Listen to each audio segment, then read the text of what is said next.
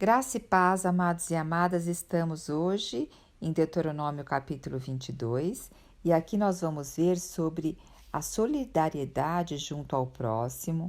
Nós vamos ver também sobre o casamento, as violações e as regras e fornicação e adultério. Então, do versículo 1 ao versículo 12, está falando sobre solidariedade para com o próximo, Moisés instruindo o povo antes de entrar aqui em Canaã. Então está dizendo assim para eles: olha, caso um boi ou uma ovelha se extravie e você perceba que isso ocorreu, não fiques indiferente. O que você deve fazer? Deve fazer de tudo para aquele animal voltar ao seu dono. Então, vamos supor, o seu vizinho, um animal dele fugiu e ele não viu o animal. Então, você deve recolhê-lo, guardá-lo para que depois seja devolvido ao seu dono. O que aqui o Senhor toca várias vezes, fala várias vezes, não fique indiferentes. Então, olha, não fiques indiferentes, está no versículo 1, pelo que eu estou vendo aqui também, está no versículo 2. Então, o Senhor está nos chamando a atenção para nós não ficarmos indiferentes quando nós vemos algo e possamos ajudar e fazer algo por isso.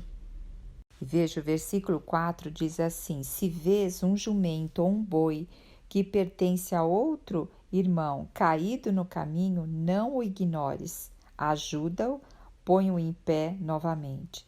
Então aqui está dizendo, não fique, não ignore, não seja indiferente às coisas que estão acontecendo, às necessidades do seu vizinho. Agora no versículo 5 está falando sobre que o homem não deve usar a roupa de mulher, nem a mulher usar a roupa de homem. Aqui quer dizer em relação a papéis, que Deus fez o homem para um papel e a mulher fez outro para outro papel. Os povos pagãos nessa época, eles se vestiam muito ao contrário daquilo que era do seu gênero. E também não era só se vestir, eles também ficavam com os jeitos um do outro, forma inclusive de adoração dos deuses pagãos. Então está chamando a atenção aqui sobre isso. No 6 também está falando sobre ninhos de pássaro. Se você encontrar um ninho de pássaro no caminho, então não tomarás a mãe que está sobre os filhotes. Nós vemos aqui que o Senhor está orientando o povo em todos os aspectos, desde o aspecto da santidade, ao aspecto de ajudar o próximo, do aspecto aqui, veja só, as aves serviam também para alimento, os ovos das aves também serviam para alimento. Se faz isso com a mãe, o que vai acontecer? A multiplicação diminui. Então, tudo também o Senhor está ensinando o povo. Veja isso, tem também um ensino para que eles tenham, inclusive aqui o versículo 7 fala, se eles procederem assim com a mãe, eles vão ter o que? O Senhor vai, tudo te vá bem e prolongue os teus dias de alegria sobre a terra. Então o Senhor, quando Ele coloca as coisas para nós, é para se prolongar os dias de alegria nossos sobre a terra.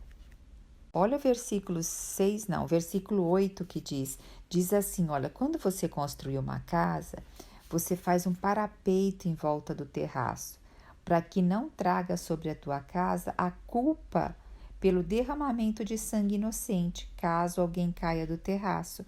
Então está dizendo assim, olha, quando você construir uma casa, coloca um parapeito em volta.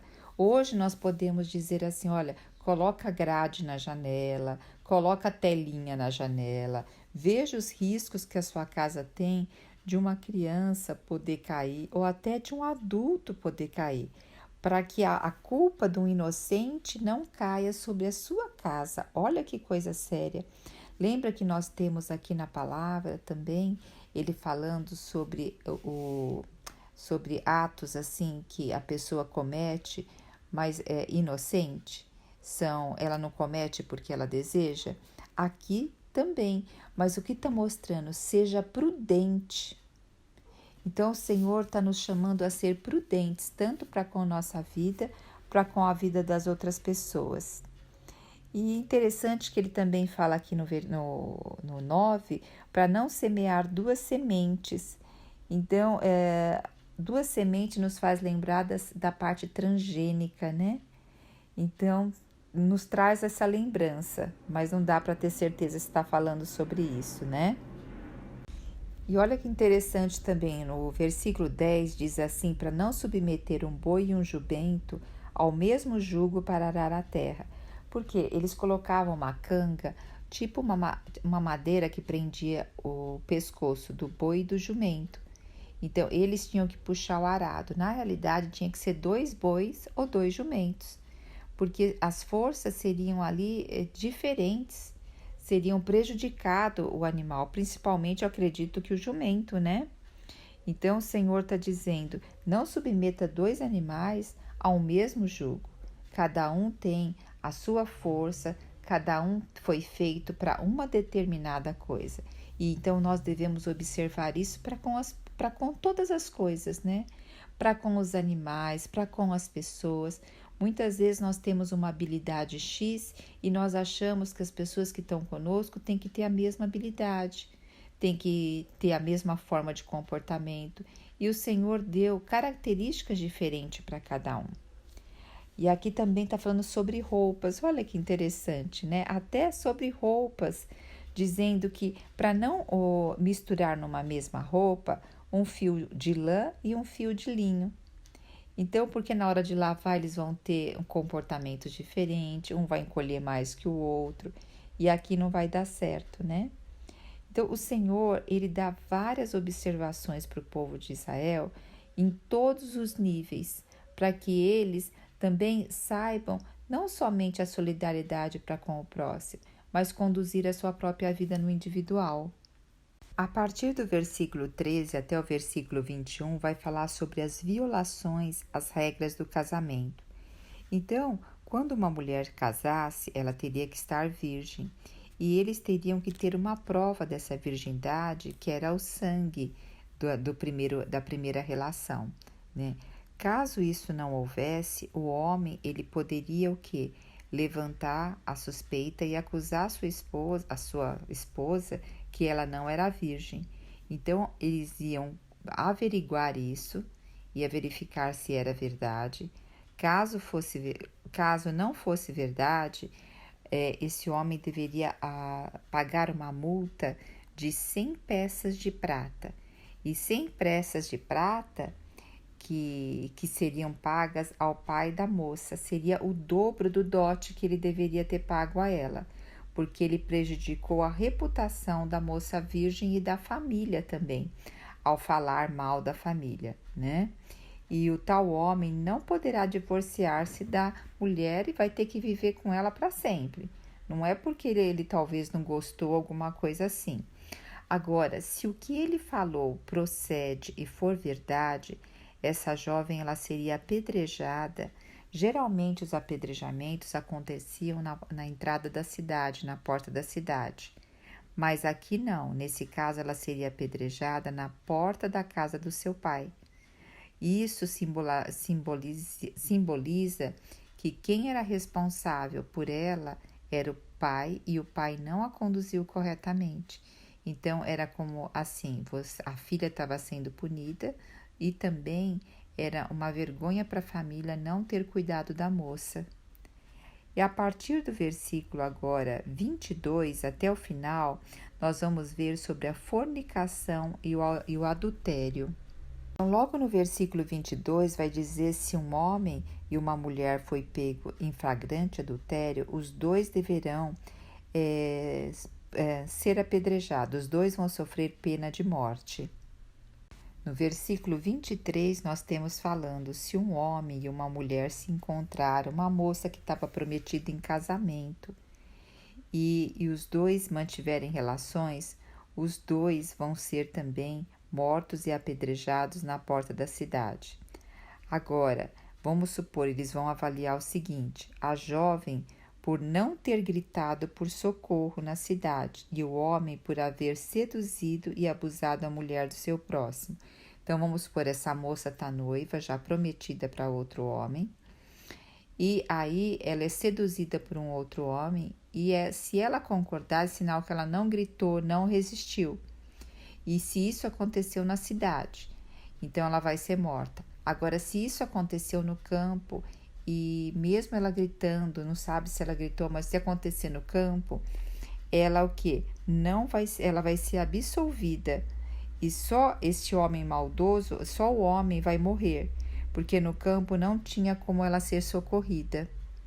Agora, caso essa moça ela ainda não tinha sido prometida a nenhum homem, esse homem que violou essa moça, ele vai ter o quê? Que pagar o dote para o pai da moça e terá que casar com ela e nunca poderá ter carta de divórcio nesse caso. Mas também nós vemos deixa eu ver, em Êxodo 26, que o pai da moça, ele pode estar... Desculpa. Êxodo 22, o pai da moça também pode estar recusando que esse homem se case com ela, porém tem que pagar o dote.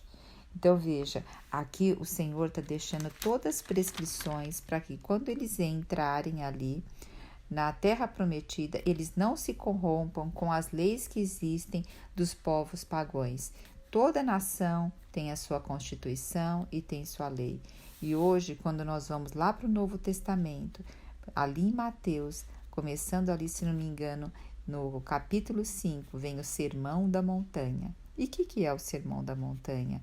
É a constituição dos filhos de Deus. É a constituição daqueles que hoje querem viver na presença do Senhor. Então, caso você queira ir lá, já dá uma olhada qual hoje é a nossa Constituição. E também nós vemos que aqui no Antigo Testamento a gente tem por base o quê? O respeito ao casamento, o respeito... Veja só, porque a relação sexual, gente, ela é a parte máxima de um casamento, onde tanto se consuma o casamento como também de uma traição. E as relações sexuais ilícitas, elas destroem todo o relacionamento, destrói uma família, destrói filhos, então é uma destruição total. Por isso que é falado com tanta ênfase sobre o adultério. E o adultério também, ele acontece quando a gente busca outros deuses, quando a gente coloca outras coisas no nosso coração além de Deus. Isso também é considerado um adultério. Então hoje nós temos lá o Sermão da Montanha nos mostrando a constituição do povo de Deus. Aleluia! Jesus Cristo é o nosso Senhor.